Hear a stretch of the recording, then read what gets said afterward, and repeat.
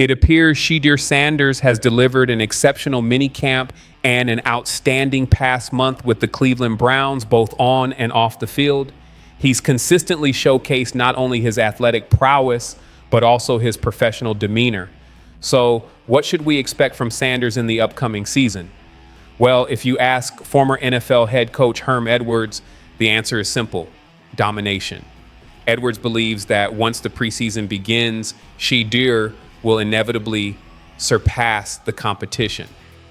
And this isn't just sentimental bias, though he has known Shedeur since childhood.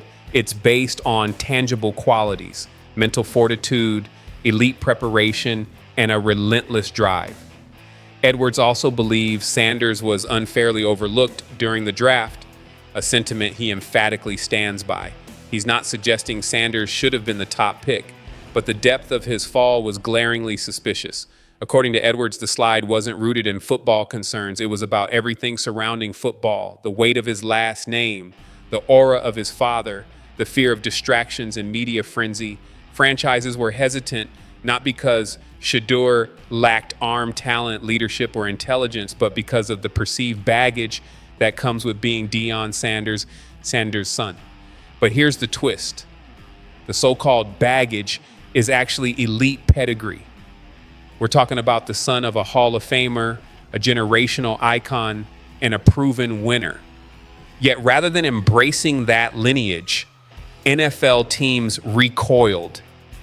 And Edwards is calling it what it is: a calculated blunder. This wasn't about ability, it was about optics. And now Edwards is sending a clear warning to every team that passed: you made a colossal mistake. Let's rewind. The 2024 NFL draft was considered a treasure trove for quarterback talent. Amid the hype, Shedeur Sanders stood out, statistically superior to most in his class, a poised field general with uncanny awareness, arm strength, and diagnostic intelligence. Despite this, he slipped hard. As lesser-known names were taken ahead of him, observers couldn't help but raise eyebrows.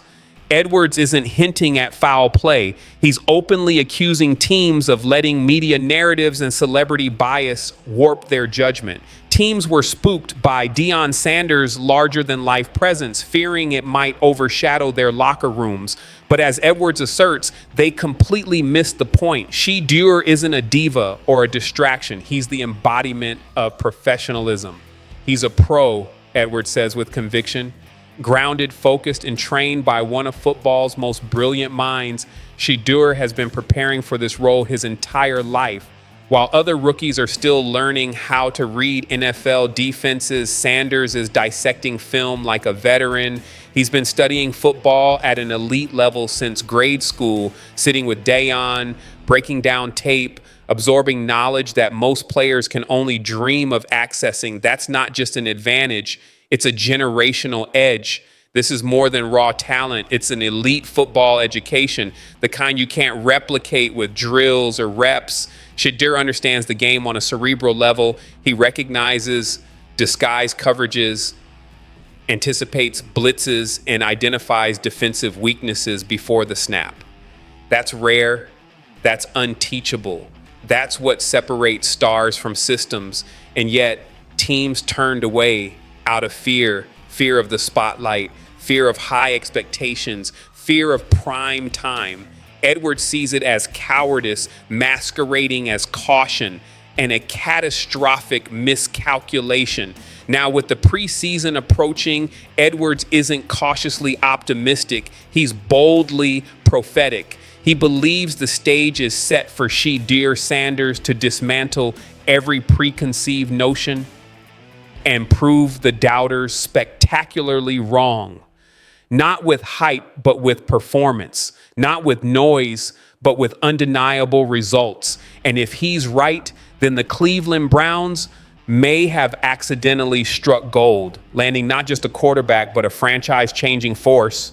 When the lights blaze and the starters hit the field, Herm Edwards declared, that's when the truth reveals itself. That's when Shedeur Sanders will ascend. And that defining moment may arrive sooner than expected, because Cleveland's quarterback room isn't just crowded, it's gridlocked. Edwards shook his head in disbelief. They've got 5 quarterbacks in camp, not 3, 5. In the NFL, where practice snaps are finite and developmental time is a luxury, that's not a plan. It's a recipe for chaos. This isn't college ball where reps are endless. In the pros, every snap is strategic. Every minute must be maximized. And Edwards is adamant, if you want growth, you need clarity, you need purpose, and most of all, you need to test your most gifted signal caller against elite competition, not bury him beneath scout team obscurity. He doesn't want to see Shedeur dropping dimes on undrafted rookies and fringe defenders. He wants him forged in the fire, battling seasoned veterans who disguise blitzes, who hit with bad intentions, who don't give second chances. That's when you see what's authentic, Edwards said. That's when a quarterback's true mettle is exposed, and I believe Shedeur will rise. Why is Edwards so confident? Because pressure doesn't faze Sanders, it fuels him. This isn't some wide-eyed rookie emerging from obscurity. Shedeur grew up under the white-hot spotlight of a famous surname. Every throw, every slip-up, every highlight scrutinized and compared to a Hall of Fame father. Most would crumble beneath that weight. Sanders thrived beneath it. And that's precisely what makes his opportunity in Cleveland so riveting. As Edwards bluntly puts it, the Browns hit rock bottom last year, 3-14, winless in their division, 0 identity. In a brutal AFC North, ruled by the Ravens, Bengals, and Steelers, Cleveland looked like a footnote, but that failure, that's exactly what creates space for transformation. When a franchise is that low, Edwards said, the fans aren't clinging to old systems. They're ready for change. They're hungry for hope. And that's what Shedeur delivers in spades, not just arm talent, but belief, charisma, and a spark this city hasn't seen in decades. But Edwards issues a warning that belief must be cultivated now. You don't draft quarterbacks to let them gather dust. You draft them to compete, to lead, to ignite a new era. The Browns drafted 2 rookies, Edwards reminded. So why are they buried behind veterans in the rep chart? That's not development, that's delay. And he's not referring to garbage time snaps in the fourth quarter of meaningless preseason games. He's talking about real reps, first team reps, under pressure, in rhythm, against starters. That's how you discover whether a quarterback is built for greatness or not. This league, Edwards said, doesn't care about pedigree when the bullets fly. You either command the huddle or you get exposed. And that's where he believes Shedeur has the edge, because he's been under the microscope his entire life. The spotlight doesn't spook him, it sharpens him. But it's not just his composure or football IQ that stands out, it's leadership. This league isn't just about throwing spirals, Edwards emphasized. It's about commanding respect. Can you step into a huddle and make grown men, veterans with families, with contracts, believe in you? That's the real litmus test. Not arm strength, not combined stats, presence. You can't bluff your way into trust. You earn it with film study, preparation, and relentless professionalism. According to Edwards, Shedeur already carries that mantle. He acts like a pro, he said, because he's been around professionals his whole life. And now Edwards turns his attention to a larger problem in NFL culture, a systemic issue rooted in fear. He doesn't believe Shedeur fell in the draft solely because of Deion Sanders' fame. He sees it as symptomatic of a deeper discomfort in NFL front offices, an aversion to players who are confident, unapologetic, and carved from a different mold. They see leadership and call it arrogance. They see confidence and mislabel it ego, Edwards said.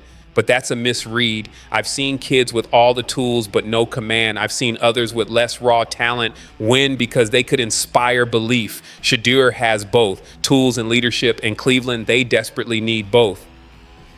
Let's face it, this division isn't waiting. Lamar Jackson's Ravens, elite. Joe Burrow's Bengals, stacked. The Steelers, always disciplined and dangerous. What does Cleveland have besides Myles Garrett? Not much. As Edwards said, that Garrett guy, he's a freak, but he can't win alone. On paper, the Browns are trailing every rival by a mile. That's why Edwards believes they should lean into the rebuild. Stop pretending they're in playoff mode. They're not. Start fresh. Start bold. Start Shedeur, because this is bigger than just competition. It's about setting a tone. Shedeur Sanders, son of Hall of Famer Deion Sanders, was taken in the 5th round of this year's draft. That in itself turned heads, considering his dominance at Colorado. He looked like a surefire first rounder, elite arm strength, next level football IQ, and composure beyond his age. Naturally, expectations soared, but once OTAs and minicamp began, something strange unfolded. Despite flashing brilliance, perfectly placed deep balls, calm pocket presence, advanced play recognition, Shedeur remained buried on the depth chart, 4th string, behind Dylan Gabriel, behind Kenny Pickett, behind the aging Joe Flacco. And the question is, why? Why is a quarterback with this much promise not getting meaningful reps in drills that matter? Why is he not even sniffing the field during simulated game situations? It's not about poor performance, quite the opposite. In multiple OTA sessions, Shedeur threw 3 touchdowns during limited 7-on-7 reps. That's production that demands a second look. And yet he remains sidelined, boxed out from even a shot with the first team. This has ignited a fierce debate across the fan base and media landscape. Some claim it's simply part of a rookie's progression curve, a standard developmental process. Others are raising eyebrows, questioning whether the coaching staff is reluctant to shake up the status quo. And here's where the drama thickens. Coach Kevin Stefanski has remained intentionally vague. He preaches earned reps, downplays snap counts, and insists it's too early to read into the quarterback pecking order. But the internal message, it's crystal clear. Shedeur isn't moving up, despite outplaying expectations. Enter Louis Riddick on ESPN's Get Up. The respected former NFL executive didn't hold back. He said plainly, Shedeur Sanders is the most talented thrower on that roster, man, yet he's not getting a fair opportunity. Riddick emphasized that Cleveland's coaching staff must carve out a clearer path for Shedeur to compete, especially when his natural ability suggests he could beat out anyone in that room one-on-one. But here's the harsh reality. Talent alone isn't enough. Not in the NFL, not in a system that prioritizes veteran resumes over raw upside. Which brings us to the heart of the matter. Is this calculated patience or passive resistance? Is Stefanski purposefully slow cooking his rookie QB, or is he simply unwilling to gamble on youth over experience? The Browns' QB room is crowded. Joe Flacco, a seasoned vet with playoff chops. Kenny Pickett, a young passer with starting experience. Dylan Gabriel, a 3rd-round pick with potential. So even with Shedeur's talent, the numbers game isn't in his favor. It's not just competition, it's political, it's reputational. It's deeply strategic. He's caught in a silent tug of war, a roster puzzle where his potential is being eclipsed by locker room hierarchy and institutional caution. And the truth is, that might be Cleveland's biggest gamble yet. To ensure the YouTube algorithm keeps recommending you the latest Cleveland Browns updates, don't forget to smash that like button on this video. It may seem small, but trust me, it makes a huge difference. Thank you. Now let's dive into the real headline. This isn't just about Shedeur Sanders. It's about what his story signals for the future of the Cleveland Browns, their evolving draft strategy, and how they're architecting the quarterback position for years to come. Historically, Cleveland has shown a mix of patience and boldness when it comes to quarterbacks. Think about how Baker Mayfield's career in orange and brown began, or the seismic move to bring in Deshaun Watson. Every turning point has been the result of strategic timing, careful evaluation, and occasionally risk-taking. So the real question becomes, is Shedeur Sanders Cleveland's next major project, or is he quietly being stalled by design? It's a question only the Browns coaching staff can truly answer. Inside the organization, Shedeur has built a reputation for grit, focus, and relentless work ethic. Reports suggest he's fully immersed, studying film, asking questions, and learning under veteran Joe Flacco. According to ESPN Cleveland's Kimberly A. Martin, Sanders is absorbing everything like a sponge. That's exactly the mindset you'd want in your future franchise quarterback. But here's the reality. The NFL is a game of patience, strategy, and perfectly timed opportunity. It was also the beginning of something more profound, something strategic, something revealing. Because behind the laughs and the thousands of likes that followed, a quiet storm was brewing, one that could reshape this season and perhaps the next decade. You've got Shedeur Sanders, the son of Prime, arriving in Cleveland with confidence, composure, and a digital following the size of a small nation. But he didn't come here just to trend, he came to conquer. And standing in his path, Joe Flacco, the veteran tactician with a Super Bowl ring, Dylan Gabriel, a third-round pick known for his inconsistency, and Kenny Pickett, the unpredictable wild card. This isn't just a training camp battle, it's a war for the soul of the franchise. Because lurking in the background are two potential top 10 picks in 2026. Think about that. If none of these quarterbacks can seize the throne, the Browns might have no choice but to use those picks chasing yet another quarterback. But if just one of them, just one, can rise above the fray, Cleveland can finally end the carousel and build around a true cornerstone. And here's where things get even more compelling. During recent OTA practices, reports emerged that Sanders looked sharp. Not just decent, not just promising, sharp. According to observers, he went 6 for 7 in second and third team reps, while Gabriel stumbled with a shaky 2 for 6. That sparked an online frenzy with fans asking the question, why isn't the most efficient quarterback getting first team reps? Nathan Zagora broke it down. This isn't just about completion percentages or pretty spirals. Sanders is still learning the NFL's complexities, the cadence, the command, the pre-snap reads, the post-snap decisions.